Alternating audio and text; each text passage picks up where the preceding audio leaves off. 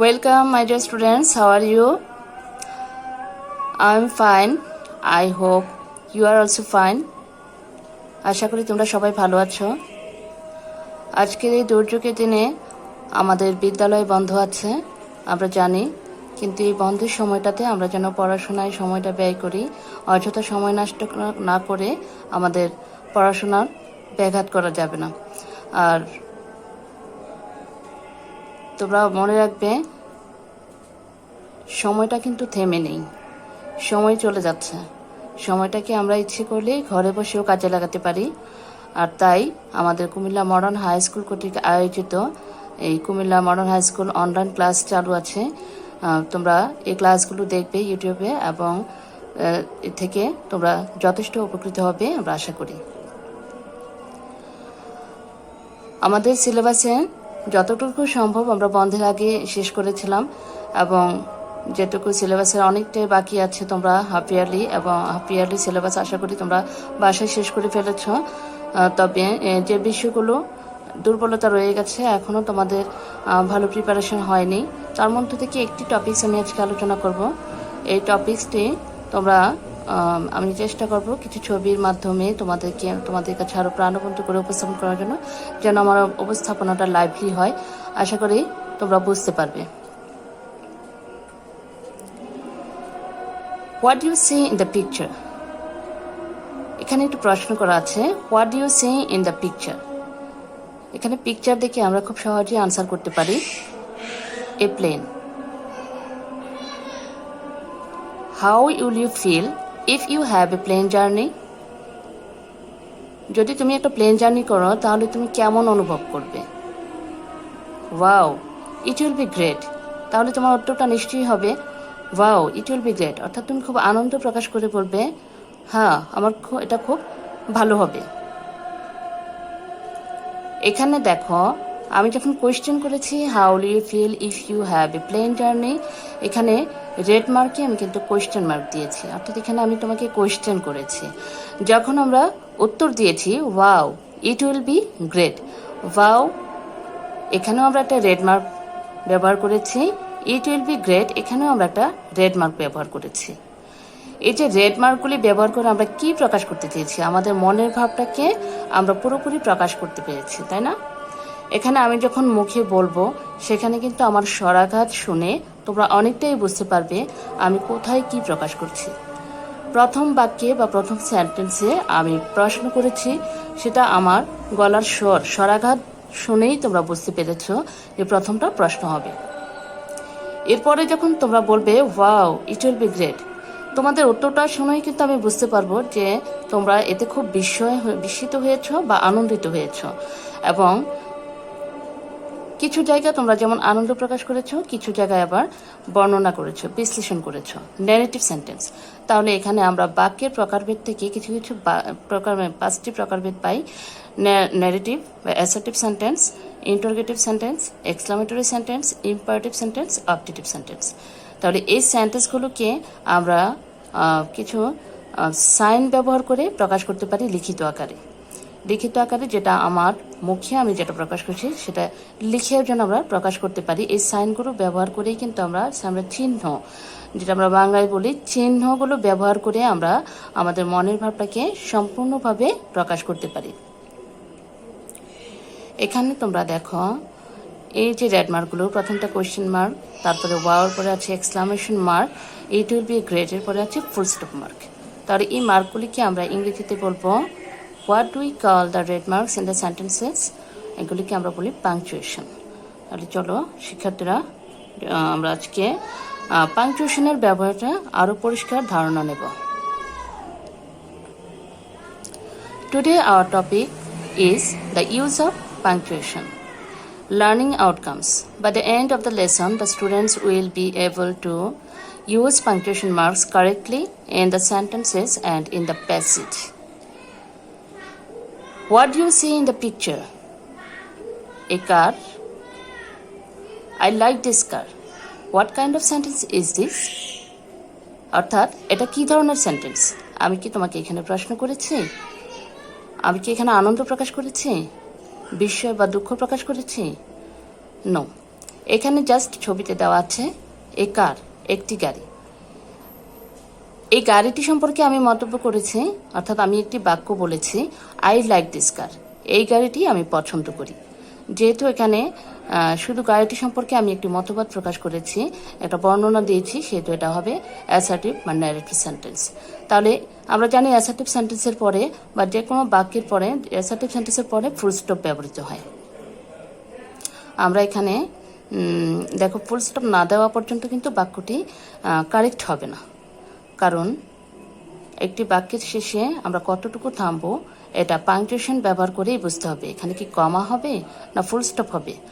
এখানে যেহেতু একটি মাত্র বাক্য ব্যবহার করা হয়েছে, তাহলে আমরা এখানে কি ব্যবহার করতে পারি, can you tell what is wrong with the sentence. তোমরা কি বলতে পারো সেন্টেন্সটিতে কি ভুল আছে? আমি সেন্টেন্সটা লিখেছি, বাট এখানে কোনো পাংচুয়েশন ব্যবহার করিনি। সুতরাং এই সেন্টেন্সটিকে কারেক্ট করতে হলে আমাদের একটি পাংচুয়েশন ব্যবহার করতে হবে, অর্থাৎ সাইন ব্যবহার করতে হবে, এবং এই সাইনটি হচ্ছে ফুল স্টপ। এই যে তোমরা রেড কালারে দেখো, এখানে একটা ফুল স্টপ ব্যবহার করা আছে, এবং এই ফুল স্টপ দেওয়ার পরেই বাক্যটিকে আমরা শুদ্ধ ধরব, অর্থাৎ right sentence.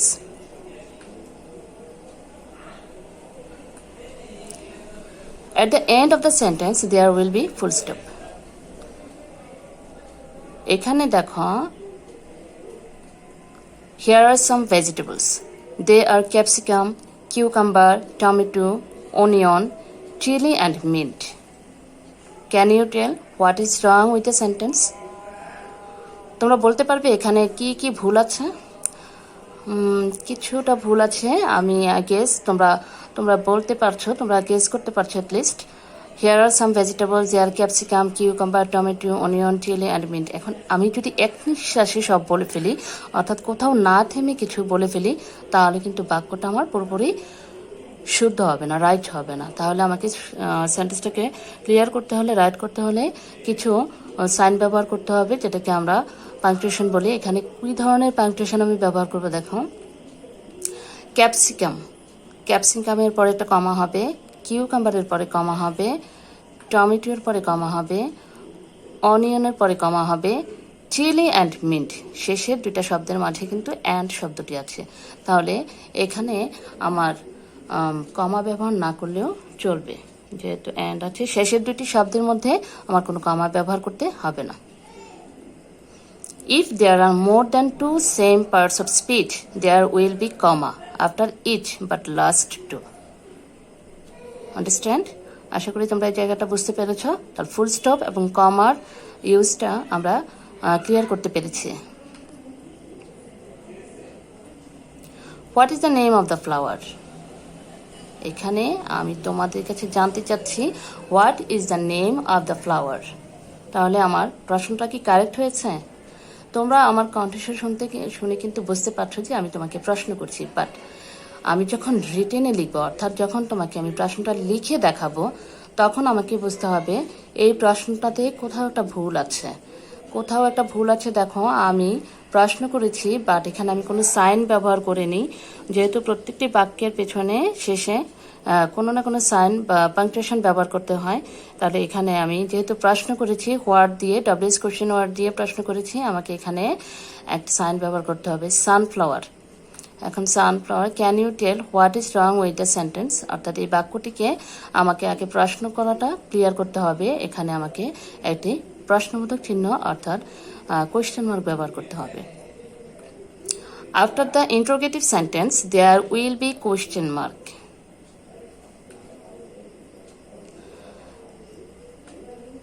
Wow, the bird is very beautiful. তাহলে দেখো, wow the bird is very beautiful, এখানে কিন্তু আমি কিছু একটা মিস্টেক আছে। আমি বাক্যের শেষে ফুল স্টপ ব্যবহার করেছি, বাট যে ওয়াও শব্দটা আমি আনন্দ প্রকাশ করেছি, চিত্তের যে আনন্দ প্রকাশ, সেখানে কিন্তু আমি কোনো মার্কস ব্যবহার করিনি। তাই এই বাক্যটিকেও আমি পুরোপুরি শুদ্ধ বলতে পারি না, রাইট বলতে পারি না। তাহলে আমাকে কারেক্ট করতে হলে সেন্টেন্সটিকে এখানে আমার সঠিক পাংচুয়েশন ব্যবহার করতে হবে, অর্থাৎ ওয়াও শব্দটি যেহেতু আনন্দ প্রকাশ করেছে, এখানে আমার এক্সক্লামেশন মার্ক ব্যবহার করতে হবে। এই যে আমি এক্সক্লামেশন মার্ক দিয়ে দিলাম। তাহলে দেখো, প্রত্যেকটা শব্দের অনুভূতি আমাকে সাইনের মাধ্যমে প্রকাশ করতে হবে। After the interjection words such as hurrah, elas, wow, etc., there will be exclamatory mark. Wow, how beautiful the garden is. How beautiful the garden is. তাহলে এখানে আমি কোন ধরনের সেন্টেন্স ব্যবহার করেছি? How beautiful. এখানে ডব্লিউএস কোশ্চেন ওয়ার্ড হাউ দিয়ে শুরু করলেও বাক্যের শেষে কিন্তু ইজ ভার্ব দেওয়া আছে। তো সুতরাং এটা হবে আমার কোন ধরনের সেন্টেন্স? Exclamatory sentence. তাহলে আমার বাক্যের শেষে কি দিতে হবে? Can you tell what is wrong with the sentence? হ্যাঁ, বাক্যের শেষে আমাকে এক্সক্লামেটরি সেন্টেন্স দিয়ে প্রকাশ করতে হবে যে এটা exclamatory sentence. At the end of the exclamatory sentence, there will be exclamatory mark. The teacher said to the students, may you pass in the examination? May you pass in the examination? Teacher ছাত্রদেরকে বললেন যে তোমরা যেন পরীক্ষায় পাশ করো, অর্থাৎ teacher এখানে ছাত্রদেরকে আশীর্বাদ করলেন। মে দিয়ে আমরা যেটা আশীর্বাদ বোঝাই imperative sentence, may you pass in the examination. তাহলে the teacher said to the students, এখানে কমা ব্যবহার করা হয়েছে, অর্থাৎ শিক্ষক ছাত্রদেরকে বললেন। কি বললেন? তার যে হুবহু বক্তব্য এখানে দেওয়া আছে, may you pass in the examination, এই অংশটাকে কিন্তু আমাদের ইনভার্টেড কমার ভিতরে রাখতে হবে। অর্থাৎ বক্তার বক্তব্যকে সরাসরি আমরা যদি বলতে চাই তাহলে ইনভার্টেড কমা ব্যবহার করে তাকে প্রকাশ করতে হবে, তা না হলে বাক্যটি শুদ্ধ হবে না। এখানে দেখো আমি ইনভার্টেড কমা ব্যবহার করেছে, এই যে রেড কালারে দেখো ইনভার্টেড কমার ভিতরে আমি এই বাক্যটিকে দেখেছি। Direct speech will be in converted comma. Direct speech will be in inverted comma. আমাদের আরেকটি সাইনের ব্যবহার আছে, দেখো অ্যাপোস্ট্রফি। অ্যাপোস্ট্রফির ব্যবহারটা তোমরা যদি একটু ভালো করে খেয়াল করো এবং প্র্যাকটিস করো তাহলে তোমাদের যে ভুলগুলি হয়, অ্যাপোস্ট্রফি কমাতে যে ভুলগুলি হয়, আমার মনে হয় তোমরা এটা অ্যাভয়েড করতে পারবে। অ্যাপোস্ট্রফি কমার কিছু ব্যবহার আছে, টু মেক কন্ট্রাকশন, যেমন ক্যান নট কে কান্ট, ডাজ নট কে ডাজেন্ট। এভাবে আমরা কন্ট্রাকশন করতে গেলে যে মাঝের যে শব্দ, অর্থাৎ ক্যান নটকে নটের পরে যে ও মাঝখানে ওটাকে আমি উঠিয়ে দিয়ে সংক্ষেপে কান্ট লিখতে পারি, ডাজ নটকে ডাজেন্ট লিখতে পারি। এভাবে অনেক আছে, তোমরা এগুলিকে বলা হয় কন্ট্রাকশন, অর্থাৎ সার সংক্ষেপ।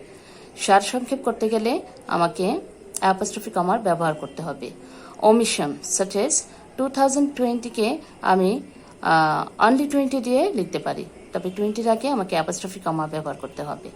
এখন যেহেতু শতাব্দী চলছে 2000, সো আমি 2020 দিলে 2000-কেই বুঝবো। যদি আমার শতাব্দী 19 চলতো তাহলে 1920 বোঝা যেত। নাম্বার 2, ইন পজিটিভ কেস, যেমন রহিমস ফাদার, তিহানস ব্রাদার, এই যে পজিটিভ বোঝায়, অর্থাৎ কারো অধিকারে কোনো কিছু থাকা বোঝায়, সেক্ষেত্রেও আমি অ্যাপোস্ট্রফি কমা ব্যবহার করে অ্যাজ শব্দটা ব্যবহার করব। রহিমস ফাদার, অ্যাপোস্ট্রফি কমার পরে অ্যাজ ব্যবহার করলে এখানে পজিটিভ বোঝাবে, অর্থাৎ কারো অধিকারে কোনো কিছু থাকা বোঝাবে। তিহানস brother. Number 3, to mention time, সময় উল্লেখের ক্ষেত্রেও কিন্তু আমরা এই অ্যাপোস্ট্রফি কমার ব্যবহার দেখতে পাই। ইট ইজ 4 o'clock, এখন 4টা বাজে। এখানে দেখো ও ক্লক, ও কখনোই ক্যাপিটাল লেটারে লেখা যাবে না, স্মল লেটারে লিখতে হবে এবং তারপর পরে এই অ্যাপোস্ট্রফি কমার ব্যবহার করতে হবে। Number 4, in plural case, there are 4 MS in our school.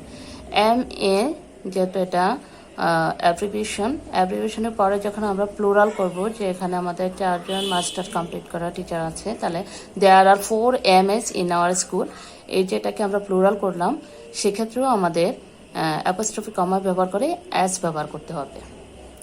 তাহলে অ্যাপোস্ট্রফি কমার আরও ব্যবহার আমরা দেখতে পাবো যখন আমরা বিভিন্ন প্যাসেজ পড়ব, বিশেষ করে তোমাদের English first paper, English for today, এই বইগুলো তোমরা যখন রিডিং পড়বে সেখানে আমাদের পাংচুয়েশনের ব্যবহার আমরা শুদ্ধভাবে করতে পারবো যদি রিডিং পড়াটা আমরা খুব ভালোভাবে করতে পারি।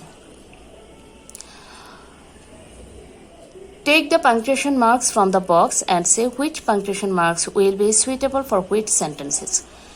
এখানে দেখো আমি 5টা সেন্টেন্স নিয়েছি এবং 5টা মার্ক আমার ডান পাশে দেওয়া আছে খালি করে। এখান থেকে আমরা দেখি একটু ব্যবহার করে দেখতে পারি কিনা যে কোন বাক্যে কোন সেন্টেন্সে কোন সাইন হবে, কোন পাংচুয়েশন মার্ক হবে। আমরা একটু দেখি। প্রথম সেন্টেন্সে দেখো where are you going, where are you going. তাহলে এখানে আমি ইন্টোনেশন দিয়ে প্রকাশ করছি this is a question, so এখানে আমাদের যাবে question mark. Number 2, hurrah we have won the game. যেহেতু হুররা শব্দটা আনন্দসূচক, এখানে আমাদের এক্সক্লামেশনাল মার্ক যাবে এবং তার পরের বাক্য দেখো we have won the game, এখানে অলরেডি ফুল স্টপ দেওয়া আছে। তাহলে negative sentence we have won the game, এখানে ফুল স্টপ যদি থাকে শুধু হুররার ক্ষেত্রে আমরা এক্সক্লামেশন মার্ক এনে বাক্যটাকে শুদ্ধ করে দেব। এই এক্সক্লামেশন মার্ক না থাকলে কিন্তু সেন্টেন্সটিকে আমরা কারেক্ট ধরতে পারবো না। Number 3, I love my mother very much. এটা I love my mother very much, আমি আমার মাকে খুব ভালোবাসি, জাস্ট ন্যারেটিভ। এখানে দুঃখ আনন্দসূচক কোয়েশ্চেন কোনো কিছুই প্রকাশ হয়নি, জাস্ট আমি আমার মাকে ভালোবাসি একটা বর্ণনামূলক বাক্য বললাম, এখানে ফুল স্টপ যাবে। I usually take bread, jelly, banana and apple as my breakfast. যেহেতু আমরা ব্যাখ্যা করার সময় আমরা যখন নিয়মগুলি পড়েছি দেখেছি এক বা একাধিক শব্দ যখন একের অধিক শব্দ যখন আমরা পরপর বসাবো, একই জাতীয় শব্দ যখন পরপর বসবে তখন প্রত্যেকটা শব্দের পরে কিন্তু কমা ব্যবহার করতে হবে। তাহলে এখানে আমরা দেখতে পাচ্ছি bread, jelly, banana and Apple. তাহলে ব্যানানা অ্যান্ড অ্যাপল, যেহেতু ব্যানানা এবং অ্যাপলের মাঝখানে অ্যান্ড শব্দটি আছে এখানে আমাদের কমা ব্যবহার করতে হবে না, জাস্ট ব্রেড অ্যান্ড জেলি এই দুইটা শব্দের সাথে আমাদের কমা যাবে। Bread, jelly, banana and apple as my breakfast. Number 5, my sister says I like sunrise. আমার বোন বলে আমি সূর্যোদয় পছন্দ করি। তাহলে আমার বোন যেটা বলেছে আমি সূর্যোদয় পছন্দ করি, অর্থাৎ সে সূর্যোদয় পছন্দ করে, এটা যদি তার বক্তব্যকে আমি সরাসরি উপস্থাপন করি তাহলে এই তার সরাসরি বক্তব্যকে ইনভার্টেড কমার ভেতরে রাখতে হবে। My sister says I like sunrise, এখানে আই লাইক সানরাইজ আমার বোনের হুবহু বক্তব্য, তাই এটাকে আমি ইনভার্টেড কমার ভেতরেই রেখে দেব। সুতরাং সংক্ষেপে আমি 5টা সেন্টেন্স দিয়ে তোমাদেরকে এটার ব্যবহার দেখিয়ে দিলাম। আশা করি তোমরা বুঝতে পেরেছ এবং বাসায় প্র্যাকটিস করলে তোমরা আরও ভালো করতে পারবে।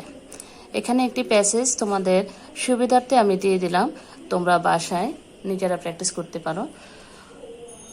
তোমরা এটা দেখে দেখে যদি খাতায় উঠিয়ে নাও এবং নিজেরা প্র্যাকটিস করো তাহলে উপকৃত হবে। Read the following passage and rewrite the following passage with the correct punctuation marks.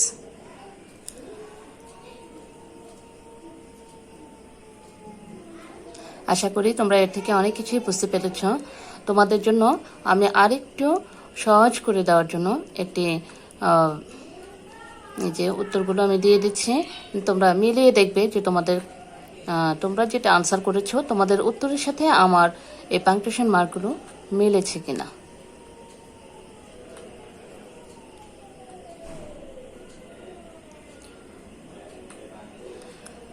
এবারে আসো তোমাদেরকে এই যে আমরা আলোচনা করলাম একটি ছকের মধ্যে আমি সবগুলো পাংচুয়েশন মার্ক উঠিয়ে দেব এবং যখন আমরা রিডিং পড়ব, অর্থাৎ রিডিং পড়ার ক্ষেত্রে এতক্ষণ তো আমরা লিখিত ব্যবহার দেখালাম, রিডিং পড়ার ক্ষেত্রে আমি যখন ইংরেজি প্রথম পত্র পড়ব বা যে কোনো প্যাসেজ পড়ব তখন সেখানে আমি পাংচুয়েশন মার্কগুলিকে কিভাবে আমার ইন্টোনেশনে ব্যবহার করব, অর্থাৎ আমার স্বরাঘাত দিয়ে আমি প্রকাশ করব এবং কোথায় কতটুকু থামতে হবে কিভাবে প্রকাশ করতে হবে এগুলি কিন্তু আমার রিডিং পড়া থেকেই আমাকে বুঝতে হবে। দেখো ফুল স্টপ, দাড়ি বা পূর্ণচ্ছেদ সাধারণত কতটুকু থামতে হয়, 1 সেকেন্ড। সেমিকোলন, অর্ধচ্ছেদ, সেমিকোলনে ফুল স্টপের অর্ধেক থামতে হবে। কমা, পাদচ্ছেদ, সেমিকোলনের অর্ধেক, অর্থাৎ 1 সেকেন্ডের অর্ধেক যদি হয় ফুল সেমিকোলনে, কমাতে তার চেয়েও অর্ধেক থামতে হবে। তাহলে দেখে সামান্য একটু থামতে হবে এবং থেমে প্রকাশ করতে হবে যে এখানে কমা। কোয়েশ্চেন মার্ক, প্রশ্নবোধক চিহ্ন সাধারণত 1 সেকেন্ড। এক্সামেটরি মার্ক, আশ্চর্যবোধক চিহ্ন 1 সেকেন্ড। কোলন, দৃষ্টান্ত ছেদ 1 second. Colon dash 1 second. Dash দীর্ঘ সংযোগ চিহ্ন 1 সেকেন্ড।